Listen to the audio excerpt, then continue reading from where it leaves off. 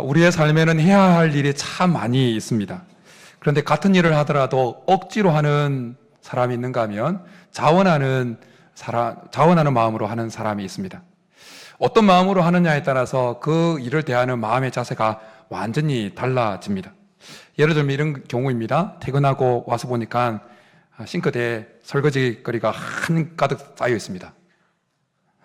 그러면 억지로 하면 이제 왜 내가 퇴근하고도 이 일을 해야 되냐고 막 신경질을 막 내고 시간도 안 가는 것 같고 팔다리는 더 쑤시는 것 같고 이제 그렇게 됩니다. 그런다 마음을 고쳐먹고 자원해서 내 가족을 위해서 순식간에 마음이 확 자원하는 마음으로 바뀌면 순식간에 마음의 상태가 달라집니다. 그러면서 흥얼거리게 되어지고 때로는 찬양이 나오기도 하고 시간이 빨리 가는 것처럼 느껴집니다. 어린아이들이 책을 읽기 시작하면 흥미를 가지게 되어집니다. 그러면 막 몰입을 해요. 그런데 욕심에 부모가 야, 너 매일 몇 장 이상은 꼭 읽어야 돼. 그렇게 탁 정해놓으면 그것이 오히려 아이에게 짐이 되어집니다. 의무감이 탁 채워지면 아이는 이제 흥미를 잃어버립니다. 그러나 애가 흥미를 가지고 그냥 읽도록 유도해서 자기 스스로 자원해서 읽도록 하면 그냥 몰입을 해서 밥도 안 먹고 책만 읽으려고 그래요. 애나 어른이나 어떤 일이든 자원하지 않고 억지로 하게 되어지면 그 하는 일 앞에 창의성은 떨어지고 지속성은 다 사라집니다. 그러나 자원하게 되어지면 그 안에 기쁨이 있고 계속 지속할 수 있는 힘이 생긴다는 것입니다. 그런 의미에서 우리의 신앙생활은 어떠한지 오늘 되돌아 봤으면 좋겠습니다. 우리의 예배와 헌신과 성김과 기도와 찬양은 어떻게 자원하는 마음에서 주님 앞에 드려지고 있는지, 아니면 억지로, 아니면 내가 아니면 다른 사람 할 사람이 없으니까 내가 어떻게 할 수밖에 없지 하고 그런 마음에서 그렇게 하고 있습니까? 지난주 제 개인 블로그에서도 올린 내용이기도 한데요. 이 개나리 울타리 정은사 할아버지에 대한 이야기입니다. 읽으신 분도 계실 텐데, 제가 살고 있는 그 사택과 우리 교회까지 약 한 1300보가 되어집니다. 편도로. 그래서 늘 왔다 갔다 걸어 다니는데요. 그 다니는 길 거기에 아파트 울타리로 쓰기 위해서 개나리로 심어진 이 경계 울타리가 있습니다. 어림잡아서 50m는 넘어가는 것 같아요. 그래서 그 길을 왔다 갔다 하면 봄에 개나리가 피면 노랗게 펴서 참 예쁩니다. 지금은 이제 다 지고 초록잎이 가지와 함께 쭉 뻗어 나오고 있어요. 그런데 지난 주간에 갔는데 이렇게 왔다 갔다 하는데 저 멀리서 어느 한 분이 모자를 쓰고 전지가위로 그 개나리 나무 가지를 막 이렇게 하고 있는 거예요. 정리하고 있는 거예요. 예전에도 어떤 분이 손가락으로 이렇게 지나가다면서 언뜻 보기에 손가락으로 개나리 나무잎을 뚝 떼서 바닥에 떨어뜨리고 하더라고요. 왜 저러시지? 그랬거든요. 근데 이번에는 전지가위와 빗자루까지 가지고 나와서 마치 도시 정원사처럼 느껴졌어요. 그래서 좀 더 가까이 가서 보니까 나이가 한 70 중반쯤, 중후반쯤 되어 보이는 분이셨어요. 제가 다니는 길이 이제 계속 가지를 뻗으면 좁아지니까 벌써 한 5m 이렇게 정리해 오셨더라고요. 그래서 고마운 마음에 그냥 지나치지 않고 인사를 드리고, 어떻게 이렇게 정리를 하세요? 이렇게 물으니까 그분이 이렇게 대답하시는 거예요. 그냥 재밌어서 해요. 그냥 재밌어서.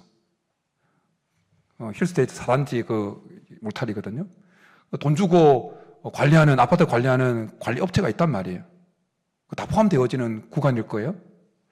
그런데 그 분은 누가 시켜서 한 것도 아니고 돈을 주어서 하는 것도 아니고 자기가 자원해서 재밌어서 막 하고 있었던 것이었습니다. 그래서 제가 인사를 나누고 그렇게 대화를 하다가 그분이 이렇게 저한테 물어보시는 거예요. 혹시 목사님이십니까? 깜짝 놀랐습니다. 잘 살아야 되겠구나. 막 살면 안 되겠구나.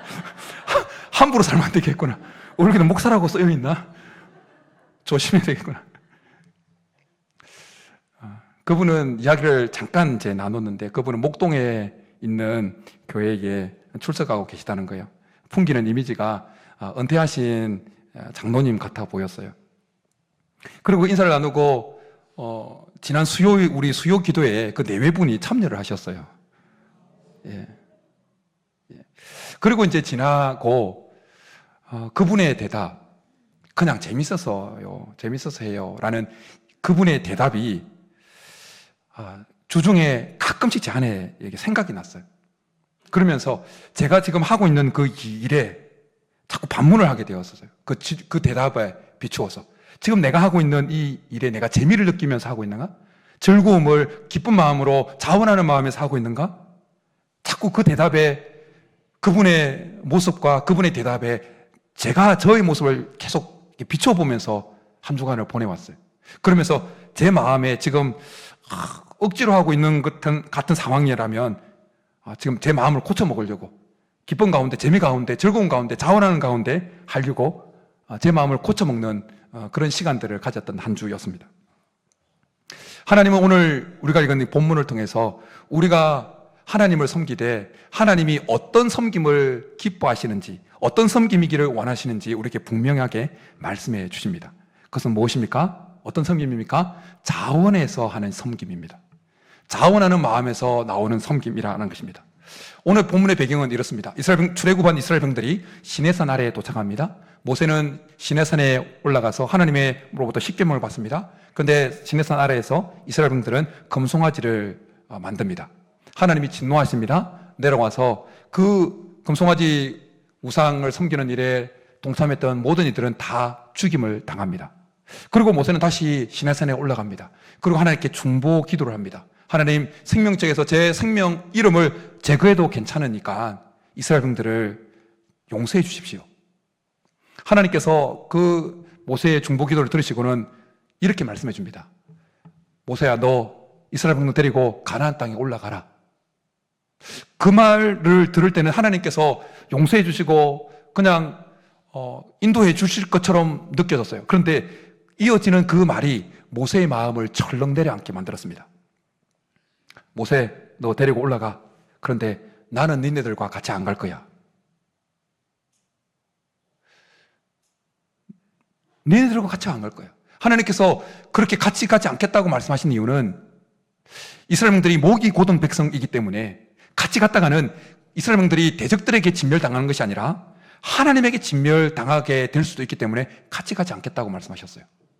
이 사실을 모세가 내려와서 이스라엘 백성들에게 전했을 때 그 말은 이 모세에게나 이스라엘 백성들에게나 청청병력 같은 말이었습니다.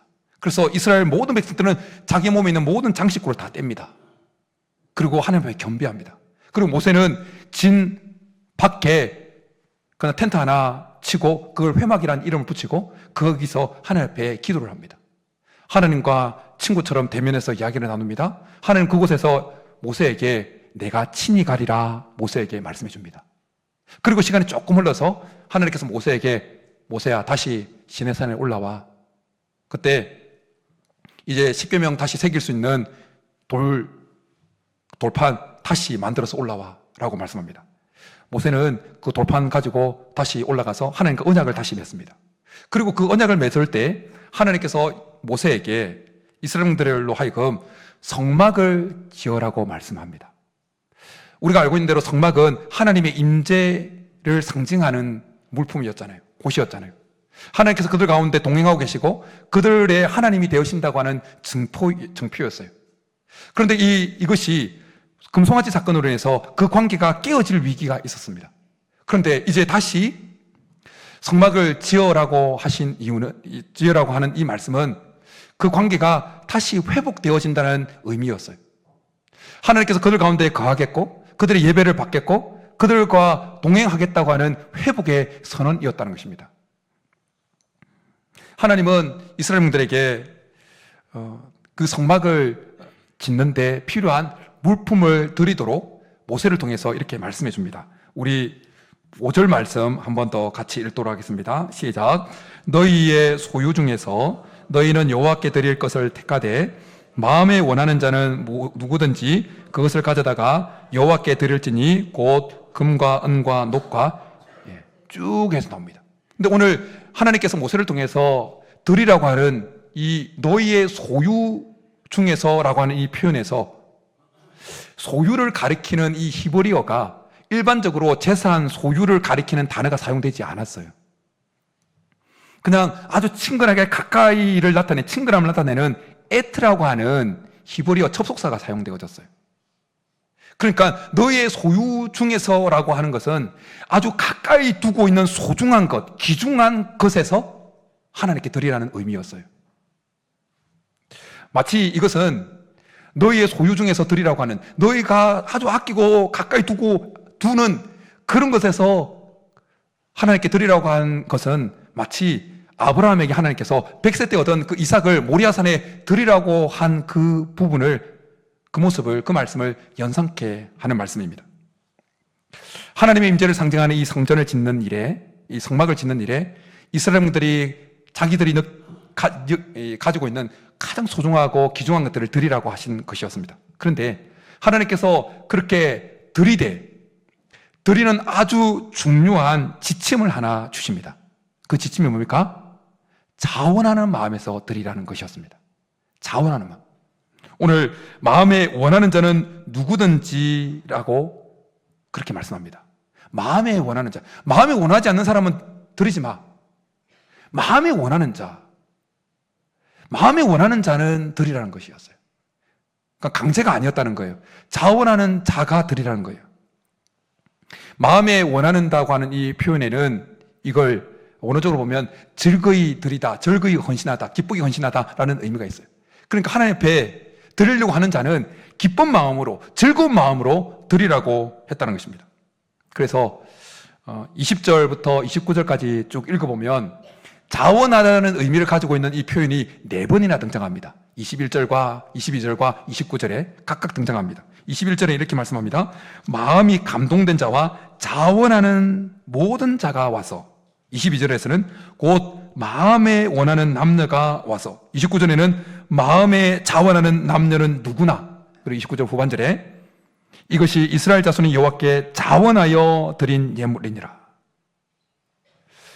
하나님은 오늘 본문에서뿐만 아니라 성경 전반에서, 성경 전체에서 우리가 하나님을 섬기고 예배하고 헌신하고 할 때 항상 우리 속에 자원하는 마음이 있기를 원하십니다.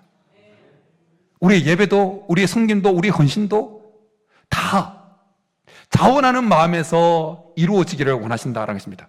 그래서 하나님은 바울 사도를 통해서 고린도에 편지하면서 고린도서 9장에서 이런 말씀을 주십니다. 각각 그 마음에 정한 대로 할 것이요 인색함으로나 억지로 하지 말지니 하나님은 즐겨내는 자를 사랑하시느니라. 이 말씀은 마치 헌금에만 국한되어진 것처럼 보이지만 사실은 이 말씀은 우리의 삶 전체의 전반에 관련되어진 삶의 태도가 어때야 되는지에 대한 말씀입니다. 하나님은 단순히 헌금 액수가 아니라 그 마음에 정한 대로, 그 스스로 결정하고 기꺼이 자원하는 대로 드리는 그 마음을 하나님이 기뻐하신다라는 것입니다. 즐겨내는 자라고 하는 이 표현에 헬라어로 힐라론이라고 하는 헬라어가 사용되어졌는데요. 이것은 그 마음의 기쁨과 즐거움으로 하는 그 행동을 나타내는 영어 단어인 힐레리러스라고 하는 좀 어려운 단어인데, 힐레리러스라고 하는 이 단어의 어원이 되어지는 거예요. 힐라론이. 하나님은 우리가 뭘 하든지, 특별히 하나님과 관계되어지는 모든 것들을 할 때, 사실 우리의 모든 것이 하나님과 관계되어 있으니까, 그러니까 우리의 모든 삶이 자원하는 상태에서 그렇게 이루어지기를 원하신다라는 것입니다. 여러분, 무엇이든지 자원해서 하는 것들은 오래 할 수 있습니다. 오래. 여러분, 제가 목회를 지금 설교하고 이런 것을 억지로 한다고 생각해 보십시오. 금방 그만두고 싶은 마음이 있을 거예요. 뭐든지 자원하는 마음에서 하면 그 일은 어떤 일인지 오랫동안 할 수가 있습니다. 지속성이 있습니다. 그런데 억지로 하게 되어지면 금방 그냥 포기하게 되어지고 내려놓게 되어집니다. 왜냐하면 어떤 일을 억지로 하는 그 사람 마음에는 기쁨이 없기 때문이에요. 그러나 자원해서 하게 되어지면 그 마음에는 하나님께서 주시는 기쁨이 있기 때문입니다. 그래서 그 기쁨이 어떤 일을 계속해서 지속적으로 할 수 있게 하는 동력이 되어진다는 것입니다. 캠핑 같은 데 가서 보면 벽난로에 이렇게 나무를 불을 지펴서 때우죠. 그때 끝에만 붙인 나무는 쉽게 꺼져버립니다. 그러나 수치라든지 이런 거 속에까지 확 타 있으면 어떻습니까? 불 타 있으면 웬만해서는 꺼지지 않습니다. 그리고 바람이 불면 오히려 더 잘 탑니다. 마찬가지로 우리의 마음에 내면의 불이라고 하는 이 자원하는 마음이 있게 되어지면 어떤 일을 하든지 자원하는 마음이 불붙어 있으면 어떤 순간에도 흔들리지 않고 오히려 그 일을 더 잘해내게 되어진다는 것입니다.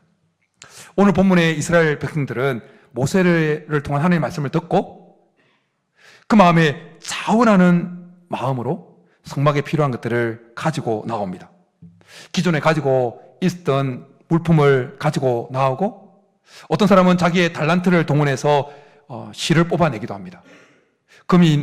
은금이 있는 사람, 금원이 보석이 있는 사람들 보석을 가지고 나오고 조각목이 있는 사람 조각목을 가지고 나오고 실이 있는 사람은 실을 가지고 나오고 그리고 그렇게 계속해서 가지고 나오니까 연속되어지는 성경 본문인 출애굽기 36장을 넘어가면 그 성막을 제조하던 이들이 공사를 중지하고 작업을 중지하고 모세에게 나옵니다. 그리고 요청을 한 가지 합니다.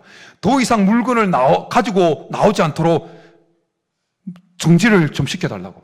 하도 이스라엘 백성들이 많이 가지고 나오니까 공사를 이 업무를 이 작업을 할 수가 없었던 것이었어요.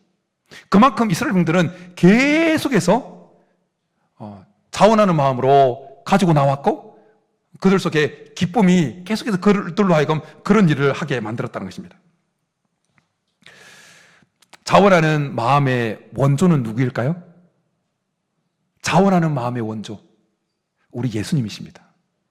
우리 예수님은 근본 하나님의 본체시지만 하나님과 동등됨을 취할 것으로 여기지 아니하시고 자원해서 자기를 스스로 비우신 분이셨어요. 그래서 자원하여 이 땅에 인간의 몸을 입고 오셨습니다. 그래서 자원해서 십자가를 향해서 걸어가셨어요. 자원해서 자기의 생명을 십자가에 내놓으려고 하셨어요. 그렇기에 그 자원해서 이 땅에 오셨고 자원해서 이 땅에 오셔서 십자가에 내놓으려고 하셨기 때문에 십자가를 향해 가는 그 발걸음이 결코 실패할 수가 없었다는 것입니다. 예수님은 이렇게 말씀하셨어요. 요한복음 10장에서 내가 내 목숨을 버리는 것은 그것을 내가 다시 얻기 위함이니 이로 말미암아 아버지께서 나를 사랑하시느니라 이를 내게서 빼앗는 자가 있는 것이 아니라 내가 스스로 버리노라. 나는 버릴 권세도 있고 다시 얻을 권세도 있으니 이 계명을 내 아버지에게서 받아노라 하시니라. 예수님에게는 자기의 생명을 버릴 권세도 있었고 다시 취할 권세도 있었습니다. 그럼에도 불구하고 예수님은 자원해서 스스로 자기 생명을 우리를 위해서 십자가에 내어 놓으신 것입니다. 여기 질문이 있습니다. 십자가를 향해서 나아갔던 자원해서 자기 생명을 십자가에 내어 놓기 위해서 나아갔던 그 예수님 속에 기쁨이 있었을까요? 기쁨이 있었을까요?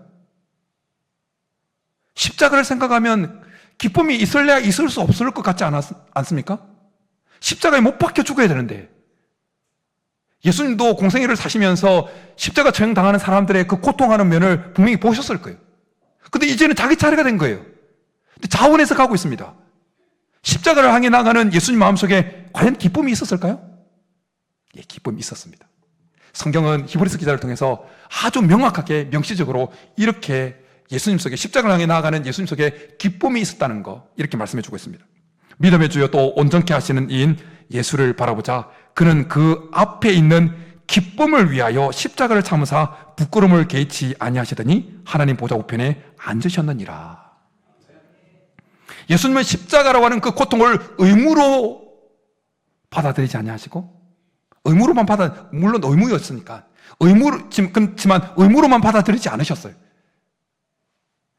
예수님 속에는 십자가를 바라보면서 나로 인해서 내가 십자가의 죽음으로 인해서 하나님의 뜻이 온전히 성취되어지는 것에 대한 그 기쁨이 예수님 속에 있었고 자기의 십자가 죽음으로 인해서 많은 하늘 백성들이 다시 생겨나게 될 것이라는 그 기쁨이 그 속에 있었고 자기가 죽으면 다시 죽음을 박차고 일어날 것에 대한 기쁨이 예수님 속에 있었다는 것입니다.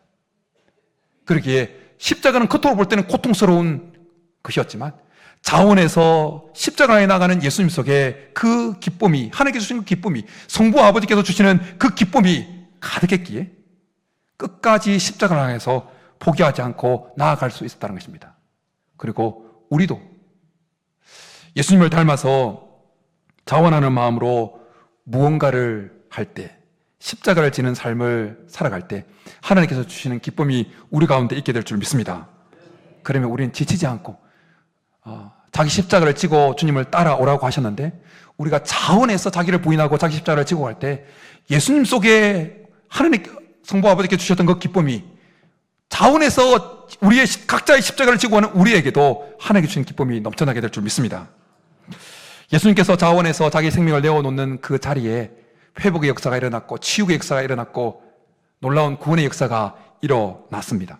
그리고 지금도 예수님을 닮아서 자원해서 하는 그 길에, 누군가가 자원하는 마음으로 어떤 일을 하는 그곳에 예수님의 능력이, 예수님의 회복의 역사가 나타나게 될 줄 믿습니다. 지친 마음에 회복이 일어나는 것입니다.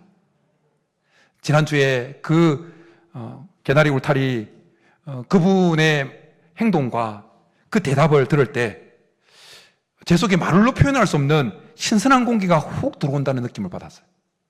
제 마음이 리프레시 된다는 느낌이 받았어요. 신선했어요. 너무 제 마음이 신선해진다는 느낌이 들었어요. 지난주 전체 장례 문자를 받았던 것처럼, 우리 한종희 권사님 부군 또 광고 나갔던 것처럼 한종희 권사님 장례식이 있었습니다. 그 부군의 장례식이 있었어요. 금요일 금요 성지 집회를 마치면 10시니까 아주 늦은 시간이었어요. 근데 늦은 시간이었음에도 불구하고 많은 성도들이 자원해서 같이 장례식장에 가서 함께 예배를 드리고 위로 예배를 드렸어요. 그리고 어제도 또 많은 분들이 입관 예배에 자원해서 동참을 해주셨어요.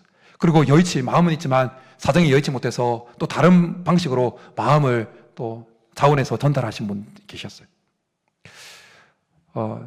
입관 예배를 이제 드리기 전에 저는 먼저 가서 입관을 같이 시작하고 했는데, 그리고 올라오고 안에 들어가서 이제 성도님들이 이렇게 들어올 때, 자원해서 많은 성도들이 이렇게 들어올 때 한종인 권사님이 그 자기를 위로하기 위해서 오는 그 성도님들의 많은 분들의 발걸음을 보시고는 울컥하시더라고요.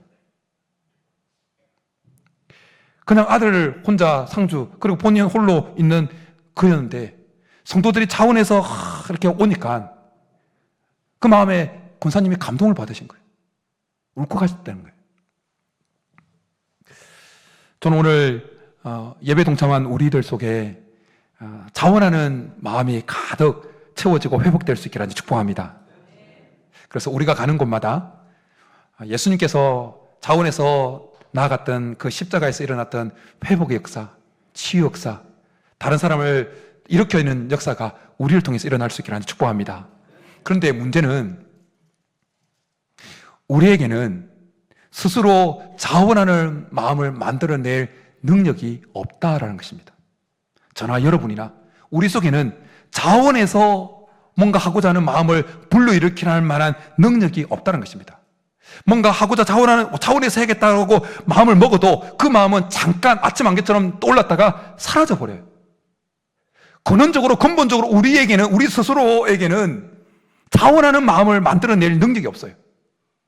작동 방식이 아닙니다. 타락한 아담 이후에 모든 인간들 속에 작동하는 그 마음은 의무감이에요. 기본적으로 작동하는 마음은. 타락하기 전에 아담의 마음은 언제나 자원하는 마음으로 가득했습니다. 하나님께서 아담과 하와를 만드시고 에덴 동산에 두시면서 말씀하셨잖아요. 생육하고 번성하고 땅에 충만하고 정복하고 다스리라고 말씀하셨잖아요. 그러니까 그 넓은 땅을 아담과 하와가 다스리고 관리하는 것이 쉬웠겠습니까? 쉽지 않았을 거예요. 땀을 흘려야 됐을 거예요. 그렇지만 아담과 하와의 마음에는 기쁨이 있었습니다. 왜? 자원하는 마음으로. 하나님이 주신 것이야. 하나님 주신 그 자원하는 마음이 있었단 말이에요. 그런데 타락한 이후에, 범죄하고 난 이후에 아담과 하와는 결국 쫓겨나잖아요. 그리고 쫓겨난 그 아담과 하와의 마음에는 이제는 자원하는 마음이 스스로 생겨나지 않았습니다. 그래서 의무감으로 아내 하와가 같이 살았고 하와도 의무감으로 남편과 같이 살게 된 거예요. 여러분 혹시 의무감으로 남편들과 아내들과 같이 살고 있는 분 없습니까? 우리 스스로에게는 사랑해서 아내와 같이 산다, 사랑해서 남편과 같이 산다, 이게 안 된다는 거예요. 이제 오래 살다 보면 의무감으로 그냥 의무감으로 같이 살아요. 의무감으로. 헤어지지 못해서 그냥 의무감으로. 근데 하나님은 그렇게 하지 말라는 거예요. 의무감으로 그렇게 살지 말라는 거예요. 자원하는 마음에서 남편도 아내도 그렇게. 여러분, 그렇다면 어떻게 하면 우리 속에 의무감이 아니라 우리의 본성은 타락한 죄성을 가지고 있는 우리의 본성은 기본적으로 의무감이 작동되어지는 시스템인데 어떻게 이 본능을 뛰어넘어서 자원하는 마음이 작동하는 이 시스템이 될 수 있을까요? 어떻게 우리의 마음은 자원하에서 예배하고 기뻐하고 섬기고 헌신하고 자원해서 남편과 아내를 또 같이 사랑하고 그렇게 나아갈 수 있을까요? 오늘 말씀을 통해서 발견하는 비결은 성령 하나님으로 우리의 마음이 꽉 채워지는 것입니다. 성령 하나님으로. 오늘 본문 21절과 26절에 보면 마음이 감동되다라는 표현이 2번이나 등장합니다. 마음이 감동되다. 마음이 감동되다라고 하는 히브리어 원어, 오늘 좀 원어를 써서 죄송한데요. 네사오 리뽀라고 하는 히브리어 표현이 사용되어졌어요. 네사오라고 하는 것은 들어올리다라는 의미예요. 들어올리다. 그러니까 네사오 리뽀라는 말은 마음을 들어올렸다는 거예요. 그러니까 하나님께서 지금 이스라엘 백성들 속에 네사오 리뽀라는 이 표현은 의지적인 작동에 의해서가 아니라 자기도 알 수 없는 마음의 큰 어떤 충동에 의해서 마음이 이렇게 막 떠오른 그 상태를 가리키는 것이 네사오 리뽀라는 표현의 의미예요. 지금 이스라엘 백성들은 모세를 통한 하나님의 말씀을 듣고 그 마음이 막 확 이렇게 떠올랐다는 거예요. 그 마음을 떠오르게 했던 존재가 누구였다고요? 성령 하나님이 있었다는 거예요. 하나님께서 그들의 마음을 확 떠오르게 감동하시니까 계속해서 그들이 자원하는 마음으로 하나님 앞에 나아올 수 있었다는 것입니다. 성막을 짓는 데 필요한 물건을 드리고자 했던 그 마음은 하나님이 주신 것이었다는 것입니다. 마음을 들어 올렸다는 것은 단순히 감정만 고조시켰다는 것이 아니라 그들의 의지까지도 하나님께서 들어 올리셨다는 거예요. 성령 하나님에 의해서 감정만 고조되었다면 그들은 얼마 가지 않아서 그 감정이 사가라들면서 포기했을 거예요. 그들이 단순히 감정만 고조되었다면 그 죄책감, 금송아지를 만들었다고 하는 그 죄책감에 사무쳐서 그냥 일을 하다가 포기했을 거예요, 중간에. 그렇지만 하나님께서 그들의 의지까지도 들어 올리셨기 때문에 그들은 계속해서 감정이 사라지가는 순간에도 그들 의지를 동원해서 염소에서 틀을 뽑아서 계속 다듬어서 줄을 만들어서 가져온 것을 보게 되어집니다. 팡세로 유명한 신학자, 철학자, 여러 가지 타이틀을 가지고 있는 파스칼이 이런 말을 한 적이 있습니다. 가슴은 머리가 알지 못하는 것을 알고 있다. 가슴은 머리가 알지 못하는 것을 알고 있다라는 것입니다. 성령 하나님께서 우리의 마음을 뜨겁게 달아오르게 하실 때, 그러면 우리의 가슴은 생각하지 못한 것을 향해서 도전하게 만들고 나아가게 만든다는 것입니다. 그런데 머리가 빨리 돌아가는 사람은 행동보다는 계산을 먼저 합니다. 헌신하지 않을, 섬기지 않을, 자원하지 않을 그 이유를 먼저 찾아냅니다. 그러나 성령 하나님에 의해서 마음과 의지가 뜨겁게 들어 올려진 그 사람은 행동을 먼저 합니다. 헌신을 먼저 합니다. 물론 우리가 지식을 동원해서 판단도 하고 분석도 해야 되지만, 그러나 가슴이 뜨거워지지 않는 사람은 결코 행동하지 않습니다. 성령 하나님에 의해서 마음과 의지가 들어 올려진 사람은 하나님께서 말씀을 주실 때 그 말씀 앞에 행동으로 반응하게 되어진다는 것입니다. 저는 오늘 예배에 동참한 우리 모든 성도님들의 마음과 의지를, 그 감정과 의지를 뜨겁게 성령께서 감동시켜 주시기를 간절히 축복합니다. 들어 올려 주시기를 축복합니다. 그래서 자원하는 그 마음이 늘 가득 채워져서 기쁨 가운데 우리에게 주어진 일을 지속적으로 포기하지 않냐고 해내갈 수 있기를 주님으로 축복합니다. 이것이 자원에서 성령의 감동함을 받아서 자원에서 나아가는 자가 누리는 첫 번째 복이에요. 기쁨과 지속성의 복이에요.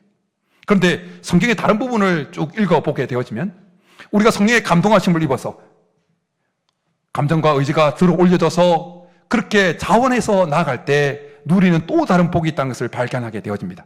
그것은 뭐냐면 복의 통로가 되어지는 복입니다. 하나님의 복의 통로가 되어지는 복이에요. 제가 새벽 설교 때 하는 지금 그 성경의 배경들이 포로 귀환 시대를 다루고 있습니다. 그래서 쭉 지금 계속 다루고 있는데요. 지금 에스라서를 다루고 있고, 그리고 에스라서를 마치고 나면 느헤미야서를 다루게 될 것입니다. 근데 느헤미야서를 읽어보면 느헤미야도 성령의 감동하심을 입어서 자원했던 인물인 것을 보게 되어집니다. 느헤미야는 그 아닥사스다 왕 때 술 맡은 관원장이라고 하는 높은 직급을 가지고 있었습니다. 부귀영화를 누리고 있었어요. 그런데 수상궁에 갈 때 자기 친족으로부터 예루살렘 성문이 불타고 성벽이 무너졌다는 소식을 듣습니다. 수일 동안 슬퍼하면서 금식하면서 기도합니다. 그럴 때 성령께서 느헤미야의 그 마음과 의지를 뜨겁게 들어 올리십니다.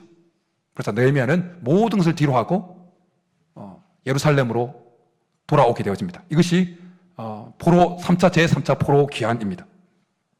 느헤미야를 계속 읽어가다 보면 느헤미야 그 예루살렘 성벽이 52일 만에 재건되어집니다. 그리고 그 예루살렘 성 안에 자원해서 살기를 원하는 사람이 등장하게 되어집니다. 사실 예루살렘 성을 지어놓고 성벽을 다 복원해놓고 그 안에 아무도 안 살면 아무 소용이 없잖아요. 그런데 예루살렘 성 안에 살기를 선택한다는 것은 포로에서 귀환하는 것도 힘들지만 그 안에서 사는 것이 더 힘들었어요. 왜냐하면 이제 완공된 지 얼마 되지 않았기 때문에 물리적으로나 군사적으로 불안전한 상태였어요. 긴장이 있는 상태였어요. 그리고 수십 년 동안 황폐해진 상태였기 때문에 그 안에 생활 기반 시설이, 식소라든지 도로라든지 이런 것들, 생활 기반 시설이 하나도 갖춰졌지 않은 상태였어요. 그러니까 예루살렘 성 안에 산다는 것은 불편을 감수하는 신앙적인 결단이었고 위험을 감수하겠다는 신앙의 결단이었어요. 무엇보다도 이 예루살렘 성 안에 성전이 있었기 때문에 신앙의 모범을 보여야 되는 그 책임감, 무너진 그 영적인 체계를 일으키는 그 책임감이 주어졌던 자리가 바로 예루살렘 성 안에 사는 자들에게 주어진 것이었어요. 그렇기에 사실은 아무도 예루살렘 성 안에 하지 않았어요. 그래서 의무적으로 백성의 지도자는 예루살렘 성 안에 살아야 돼. 그리고 제비 뽑아서 10분의 1, 제비 뽑힌 10분의 1은 의무적으로 예루살렘 성 안에 살아야 돼. 그렇게 명합니다. 그런데 지도자도 아니고 제비 뽑히지도 않았는데 자원해서 예루살렘 성 안에 들어가서 살겠다고 하는 사람들이 등장합니다. 그 자원해서 예루살렘 성 안에 들어가서 살겠다고 하는 그 사람들을 향해서 그 예루살렘에 기환했던 사람들이 어떻게 했는지 성경은 이렇게 표현해 주고 있습니다. 예루살렘에 거주하기를 자원하는 모든 자를 위하여 백성들이 복을 빌었느니라. 예루살렘 성이 온전하게 세워지는 데 있어서 아주 중요한 역할을 했던 자들이 누구였냐? 바로 자원해서 예루살렘 성 안에 살겠다고 했던 자들이었다는 것이에요. 우리 소사자교회가 이렇게 든든히 서가게 되어지는 이유도 성령의 감동하심을 배워서 자원해서 교회 곳곳에서 섬기려고 하는 분들이 많기 때문인 줄 믿습니다. 자원해서 목자로, 자원해서 주일학교 교사로, 늘푸른 대학 교사로, 자원해서 찬양대로, 찬양팀으로, 자원해서 식당 섬김이로, 주방 봉사로, 자원해서 차량 운행으로, 주차 봉사로, 자원해서 목요 전도, 그리고 학교 전도를 섬기고, 자원해서 바나바로 섬기고, 자원해서 교회 화단을 가꾸고 정리하고, 자원해서 시간을 드리고, 자원해서 각종 헌금을 드리고, 자원해서 다른 성도들을 위해서 기도하고, 자원해서 늦게까지 재정을 관리하고, 자원해서 안내를 하고 새가족을 섬기고, 자원해서 교회 시설을 관리하고. 빠진 분 없죠? 시험 들까봐 오늘 아침에 이거 하면서 아내한테 물어봤어요. 혹시 내가 하는데 빠진 거 있냐고. 생각을 많이 하면서 설교를 준비해야 되는 거예요. 그런가 하면 오늘 여러분들이 보셔서 아시겠지만 그 포토존 1층에 마련된 그 가족 행사로 찍으라고 하는 그 포토존 맨 처음에 설치되었을 때는 약간 2% 부족했거든요. 근데 그걸 보고 두 여집사님이 자원하는 마음을 발동해가지고 꽃을 막 이렇게 얼마나 막 예쁜지, 그렇게 성령의 감동하심을 위해서 자원하는 성도님들이 구석구석에서 섬기기 때문에 교회가 이렇게 든든히 서가고 있는 줄 믿습니다. 자원해서 교회를 섬기는 분들은 이 출애굽기 오늘 본문에서 자원해서 성령의 감동을 받으셔서 자원해서 자기가 가지고 있는 가장 소중한 것들을 드렸던 이스라엘 백성들과 같은 분들이에요. 그리고 자원해서 예루살렘 느헤미야 시대 때 자원해서 예루살렘 안에 들어가서 살겠다고 했던 그분들과 같은 분들인 거예요. 자원해서 예루살렘 안에 살겠다고 지원한 그들을 향해서 그 예루살렘 여러 백성들이 복을 빌어줬던 것처럼 성령의 감동하심을 위해서 자원해서 교회를 섬기고 하나님을 섬기려고 하는 그들에게 하나님께서 반드시 복 주고 주실 줄 믿습니다. 복의 통로가 되어진다는 것입니다. 바라기는 우리의 마음이 성령 하나님으로 꽉 채워지기를 간절히 축복합니다. 그래서 성령의 감동하심으로 우리의 마음과 의지가 뜨겁게 들어 올려져서 자원하는 마음으로 기쁨 가운데 주어진 일을 계속해서 해나갈 뿐만 아니라 우리가 하나님의 복의 통로로 계속해서 쓰임받는 저와 여러분이 될 수 있기를 주님으로 축복합니다. 우리 말씀 생각하면서 오소서 진리의 성령님, 이 땅이라고 하는 이 단어에 우리의 마음을 흔들면서 성령님 더 제 속에 충만히 오시옵소서. 우리 고백하며 찬양하며 나가겠습니다.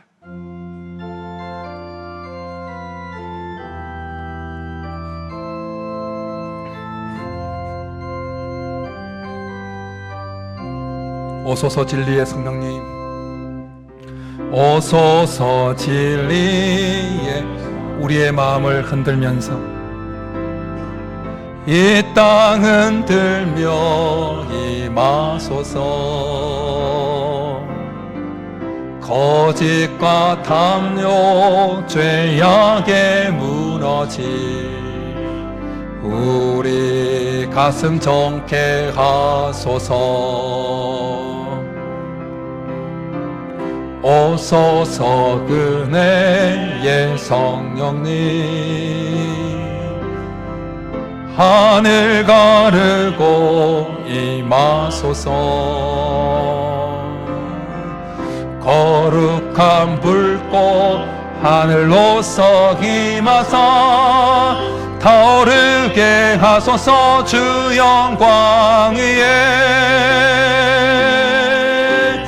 부흥의 불길 타오르 자원하는 그 마음의 불길이 진리의 말씀 이 땅 새롭게 하사 내 마음을 새롭게 하여 주옵소서. 성령님 은혜의 강물 흐르게 하소서. 성령의 바람이 내 마음 가득, 성령의 바람 이 땅 가득 불어와 흰 옷 입은 주의 순결한 백성 주의 영광 위에 이제 일어나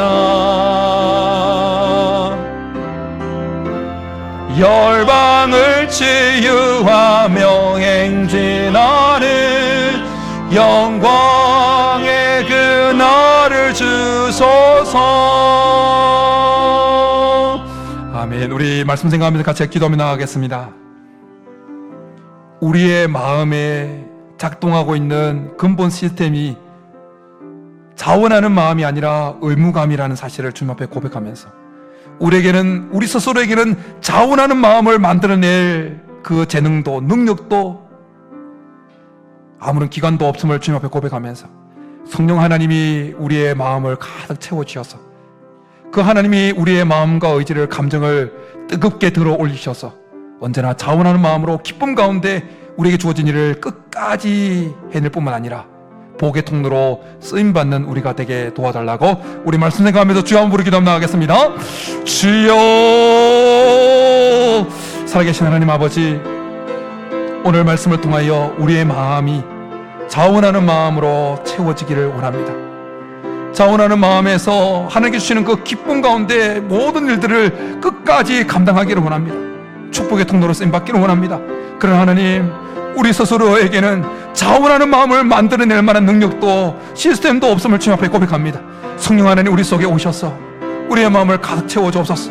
우리의 마음 속에 자원하는 마음이 가득 넘쳐날 수 있도록 아내와 남편과 가족과 하나님을 섬기고 교회를 섬기는 이 모든 일에, 우리에게 주어진 일을 감당하는 일에 있어서 성령께서 우리의 마음에 가득 불러일으킨 그 자원하는 마음으로 감당할 수 있게 도와주옵소서. 성령 하나님, 이번 한 주도 우리의 마음을 가득 채워주셔서 우리가 감당해야 될 그 모든 일들, 억지로가 아니라 의무감으로가 아니라 하나님께서, 성령 하나님께서 우리의 마음을 들어 올리셔서, 우리의 의지를 들어 올리셔서 하나님 자원하는 마음으로 그 일들을 감당함으로 기쁨을 누리게 하여 주시고 회복을 경험하게 하여 주시고 축복의 통로로, 복의 통로로 쓰임받는 것을 경험하는 복된 한 주 되도록 우리를 붙잡아 주옵소서. 예수님입니다. 살아계신 하나님 아버지, 우리의 마음을 자원하는 마음으로 충만케 하여 주옵소서.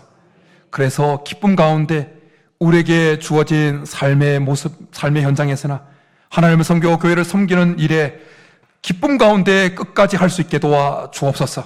뿐만 아니라 축복의 통로로, 복의 통로로 쓰임받을 수 있게 도와 주옵소서. 성령 하나님, 우리 속에는 스스로 자원하는 마음을 만들어낼 수 없음을 고백하오니 우리 속에 더 충만히 채워주셔서, 또 충만히 우리를 다스려 주셔서 성령 하나님께서 우리의 마음과 우리의 의지를 뜨겁게 들어 올려주셔서 이번 한 주도 자원하는 마음으로 아내를, 남편을, 자녀들을, 우리에게 맡겨진 일들을 감당해 갈 수 있게, 기쁨 가운데 감당해 갈 수 있게 도와주옵소서. 그렇게 줄 줄 믿고 감사를 드리며 예수님의 이름으로 축복하며 기도드립니다. 아멘.